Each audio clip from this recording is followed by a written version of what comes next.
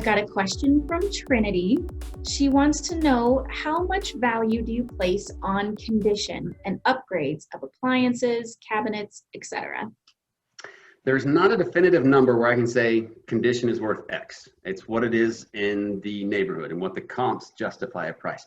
As far as importance, utmost importance, a lot of people think that if I had twin houses, it could be the exact same houses just across the street. And this one, grandpa and grandma live there, loves his yard, loves to maintain the house, make sure he doesn't go more than 5 years without taking care of paint and everything else. This house over here, it's different. Maybe it's a younger couple, don't have the money to maintain everything. They have 6 dogs, and the dogs have run of the backyard and the house. Well, I can guarantee you the condition adjustment, that's not knocking younger couples, but the condition adjustment is grossly different. And the value out of that is going to be, it could be a lot. Condition is a big part. In fact, on the appraisal, there's actually a line item specifically for that information. It goes from condition 6 being almost an unlivable shanty to a 1, which is a brand new build. And you can easily skip from 1, so just to give you an idea, C1 is a brand new home. C2, newer home within the past 2 to 3 years in good condition. C3, that's where most homes are at. Minor depreciation, minor neglected things, but for the most part in good shape. C4, obvious deterioration and unmaintained. C5, gross, there's a house that's maybe been vacant for a year or 2, things haven't been taken. C6 is just someone who's lived there and never taken care of the house. And I just did one of those last week. C6 is possible, and it's tough to walk through. Leave your shoes on. So condition is huge. It's very huge. Condition is specifically on the appraisal. That's a big part of it, and it can affect the value a lot. So yes, big part. All right. Thank you for that question, Trinity.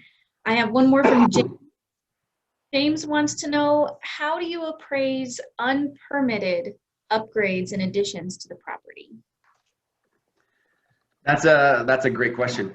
This comes up not as often, but sometimes we'll go to a property and we might see an addition or see the square footage is different than what county records has. That happened to me personally. I went to a house, county records had it at 1,500. When I got done measuring it and calculating it, it was 1,900.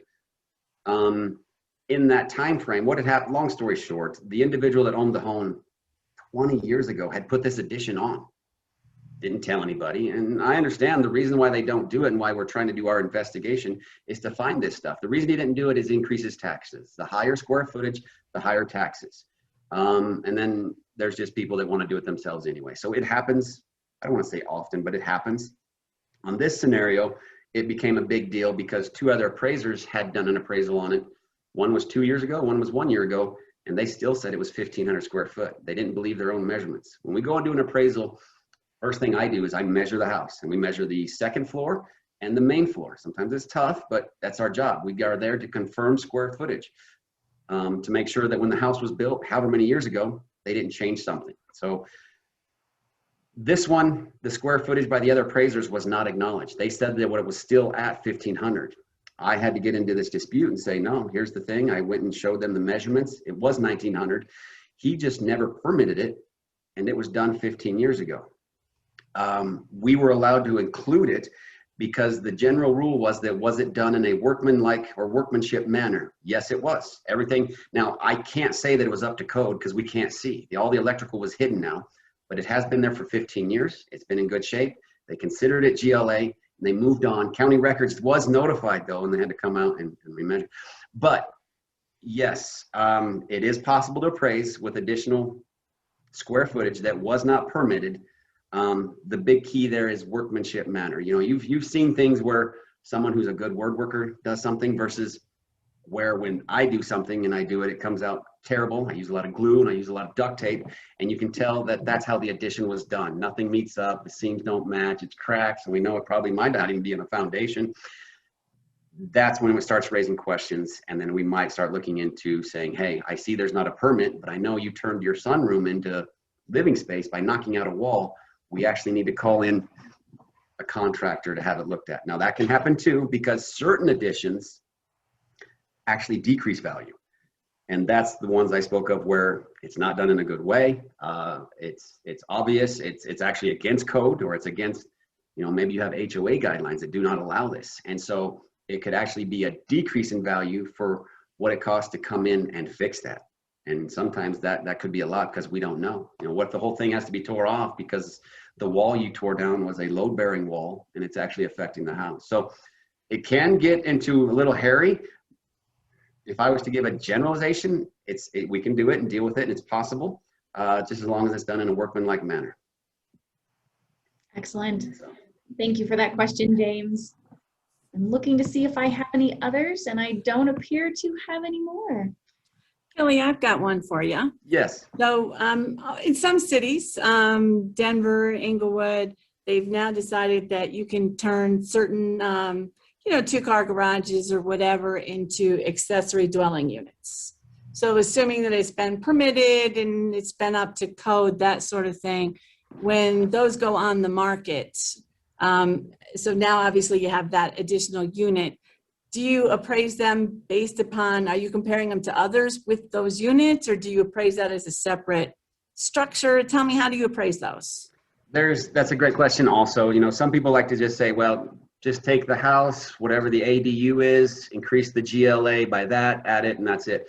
Can't do that because it's completely different. So you have to, on the appraisal, there's actually another, on page 1 of the URAR, there's actually a little column that says, is there an accessory dwelling unit? You have to check mark that box and break it down. What is the main house? The main house is 2,000. The ADU is another 800.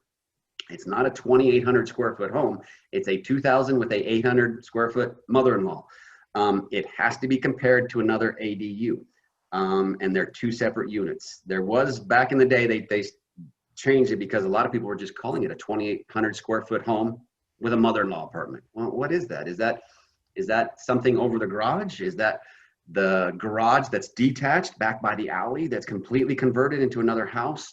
And so you do have to do like to like. So another accessory dwelling unit, usually they give it that term if it's detached. So just so you know, the ADU gets that term when it's usually detached. It doesn't have to be, but usually, and that's usually older homes in Denver where they've got the house, there's an alleyway in the garage, and it's usually the garage has been converted to livable space. That's 9 out of 10 times what that is.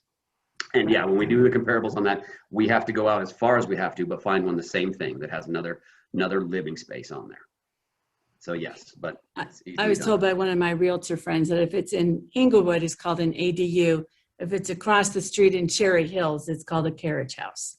So I just want to be perfectly clear of where we are on what side of the streets. Yeah, there you go. I know. That's right. Know where we are. So anyways, Brianna, do we have any more questions in the queue? I do not have any more questions. All right. Well, Kelly, you have been fantastic. We really appreciate it. For everyone that's online, we have a couple great surprises for you. At the end of this, and we are winding it down, so you have made it to the very end, we have a couple great gifts for you guys. So, Brianna, if I can, we have, if you, at the end of this, you're going to be able to go ahead and subscribe to our marketing agent playbook. So this is great. You guys can go ahead. It's a monthly subscription. It's absolutely free. Our marketing department really works hard at this.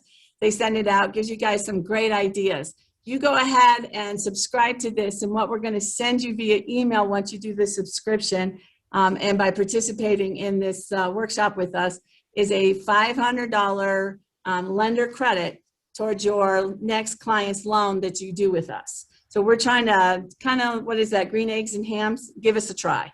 You never know, you might like it. I think you're going to find that we're a great company to work with, and we're going to try to see if we can't get your business. But Kelly, I cannot thank you enough. I know I learned a lot about appraisals. Anybody who has any questions about appraisals, obviously Blue Sky Appraisal, I could not endorse them highly enough. So Kelly, we certainly appreciate your time here. Everyone, thank you for joining us. Brianna, as always, you are the hostess with the mostest. I appreciate it, everyone. Thank you so much. Thank you.